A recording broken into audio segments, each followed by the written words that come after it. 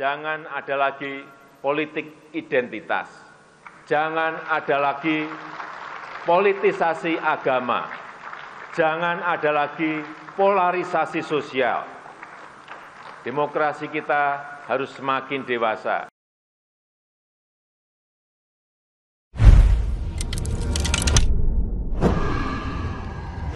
Assalamualaikum warahmatullahi wabarakatuh. Waalaikumsalam warahmatullahi Asyhadu an la wabarakatuh. ilaha illallah wa asyhadu anna Muhammadan abduhu wa rasuluh. Pemirsa, kembali jumpa di ruang tayang Dibacain Berita.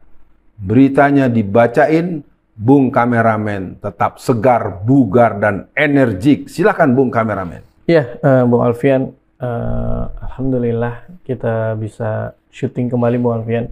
Bung Alfian, langsung saja, saya kan kalau mendengarkan khutbahnya Bung Alfian, khutbahnya Ustadz Edi Mulyadi, khutbahnya Habib Rizik, khutbah tokoh-tokoh 212 lah yang saya amati, ketika khutbah Jumat lah misalkan Bung Alfian, itu kita sebagai jamaah, kita bisa mendapatkan pemahaman Bung Alfian, situasi keumatan, contoh tentang politik, tentang ekonomi, tentang bagaimana umat Islam semakin ditindas, tentang macam-macam hal lah Bung Alfian yang bisa kita ketahui. Tapi saya juga pernah Bung Alfian hadir di beberapa masjid, maaf ya Bung Alfian, kadang-kadang itu dia cuman baca teks tentang akidah akhlak anak SD.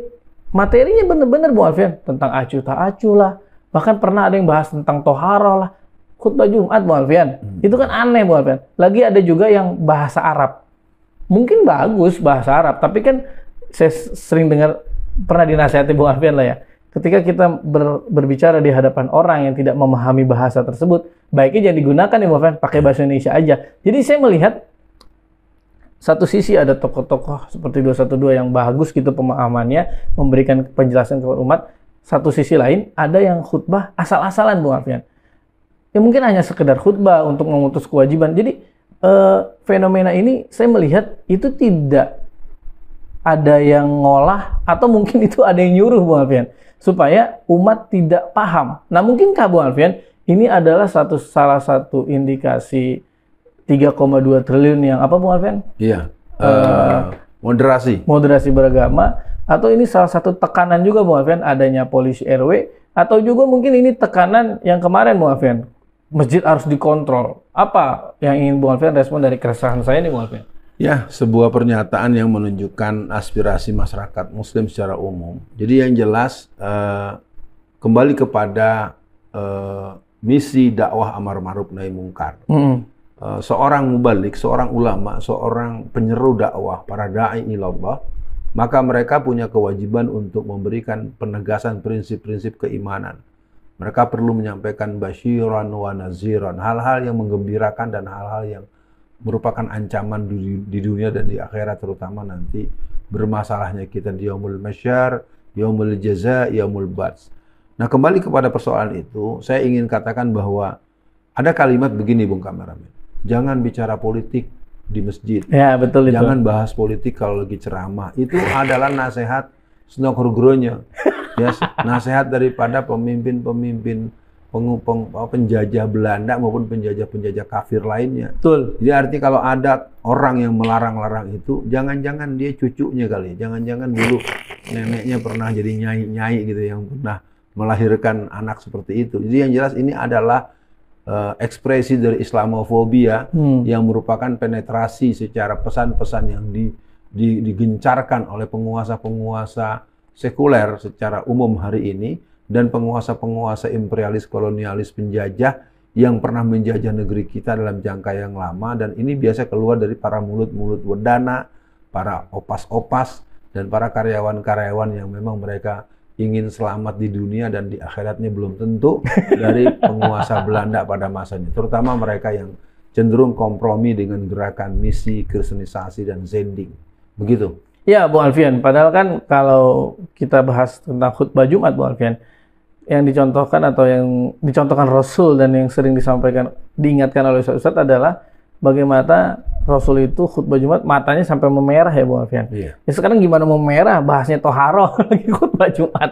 Jadi Bung Alfian, merahnya kelilipan. Ya Bung Alfian, saya pernah melintas di gereja besar di dekat Serpong sana atau BSD, itu pernah dulu beberapa tahun yang lalu lah ya, itu di spanduknya jelas politik dan ekonomi, membahas politik dan ekonomi, dan ada fotonya Luhut, Bung Alfian. Nah, yang disampaikan BNPT itu kan rumah ibadah ya Bung Alfian, tapi kan Bung Alfian di video kemarin sempat bilang itu lebih fokus, pastinya itu lebih fokus ke masjid Bung Alfian. Jadi menurut Bung Alfian nih, apa yang dikhawatirkan oleh musuh-musuh Islam ketika ustadz-ustadz dan ulama-ulama memberikan kejelasan politik, kejelasan kondisi umat di masjid, Bung Alfian? Apa kira-kira Bung Alfian? Ya, yang pasti mereka sangat khawatir kalau kita selama ini memang ditakut-takuti, ditipu, dan tidak punya kesadaran kolektif bahwa berpolitik itu adalah hak yang menyatu, yang melekat pada orang per orang warga negara Indonesia. Ya. Kenapa dia tidak boleh di masjid? Karena nanti orang masjidnya pada ngerti politik. Kalau ngerti politik, dia nggak bisa dipolitikin. Nah, itu berbahaya. Maka dari saya, pertama menegaskan dulu buat masyarakat, bahwa misi dakwah itu yang pertama mengajak kepada Allah. Wa man ahsanu qaulan mimman da'a ilallah. Siapa yang lebih baik daripada orang yang mengajak ke jalan Allah. Terus, amar ma'ruf, nahi mungkar. Jadi, pertanyaan tadi, kenapa pembicaraan soal politik sering dilarang-larang, dihambat-hambat, bahkan diancam-ancam? Karena mereka ingin menutup-nutupi apa yang sebenarnya telah mereka lakukan dengan sangat curang kepada para umat Islam. Umat Islam ini mayoritas tetapi akhirnya bermental minoritas. Umat ini mayoritas tetapi tidak memiliki ketegasan dan kepedean secara identitas.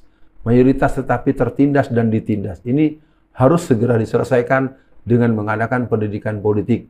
Insya Allah saya dan teman-teman di Jawa Tengah mulai tanggal 10 bulan September ini akan melakukan kegiatan pendidikan politik Islam 2024, panduan untuk memenangkan aspirasi umat Islam.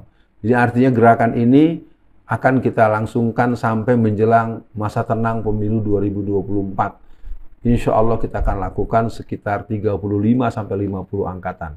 Dan di beberapa daerah seperti di Jakarta, di Bandung, dan beberapa daerah yang punya kesediaan termasuk di Banten, insya Allah juga akan dilakukan hal yang sama. Jadi kesadaran politik harus diedukasi.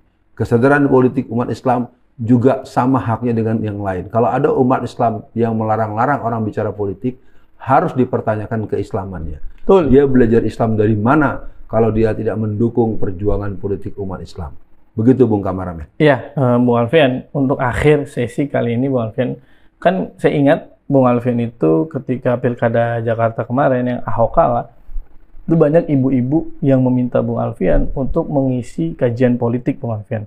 Jadi untuk akhir sesi ini, yang ingin saya tanyakan adalah apa nasihat Bung Alfian untuk para tokoh, untuk para pengurus masjid yang sampai hari ini masih takut dan melarang umat Islam atau tokoh Islam membahas politik di masjid. Jadi apa nasihat Bung Alfian? Nah yang kedua, apa pesan Bung Alfian juga untuk umat Islam?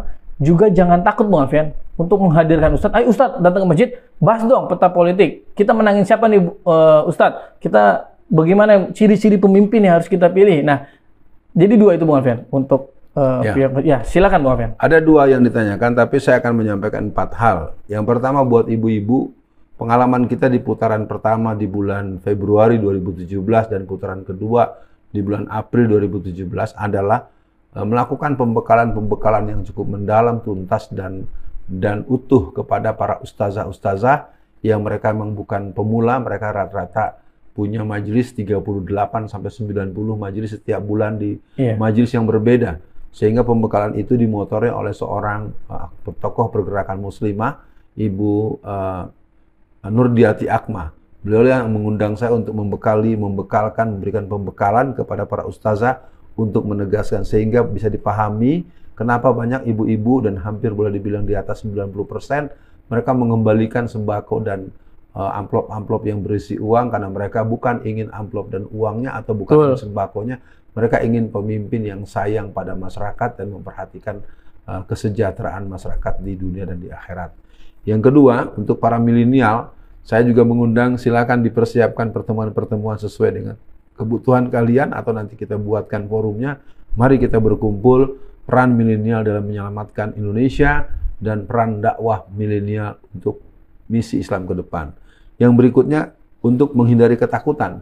takut itu adalah sesuatu yang kalau kita bertentangan dengan apa yang dilarang oleh Allah dan Rasulnya. Takut itu kalau kita bertentangan dengan konstitusi yang berlaku. Tidak ada satupun pasal dan ayat, tidak ada satupun peraturan pemerintah, apa yang berhubungan dengan undang-undang dasar, itu malah lebih jelas membolehkan. Termasuk undang-undang terkait, termasuk Kepmen, termasuk Kepres, tidak ada larangan apapun yang berhubungan dengan politik. Politik itu adalah hak dasar seluruh rakyat Indonesia. Yang kedua, untuk para pengurus masjid dan para pengelola majelis ilmu, Anda harus paham, pengurus masjid terutama para takmir dan pengurus DKM, bahwa Anda kalau mengurus masjid itu syaratnya cuma dua, rajin dan tertib ibadahnya, dan kedua, takutnya hanya pada Allah. Jadi pengurus masjid di seluruh dunia, seluruh Indonesia, tolong camkan syarat pengurus masjid itu orangnya rajin dan tertib ibadahnya, dan kemudian takutnya hanya kepada Allah. Dia tidak takut dengan gugus COVID, dia tidak takut dengan siapapun. Yang jelas tidak pernah ada di musim COVID kemarin satupun orang yang mati gara-gara rajin ke masjid. Itu catat buat semua masyarakat. Di seluruh dunia pun demikian. Di Indonesia pun juga begitu keadaannya. Sekian dibacain berita kali ini. Assalamualaikum warahmatullahi wabarakatuh.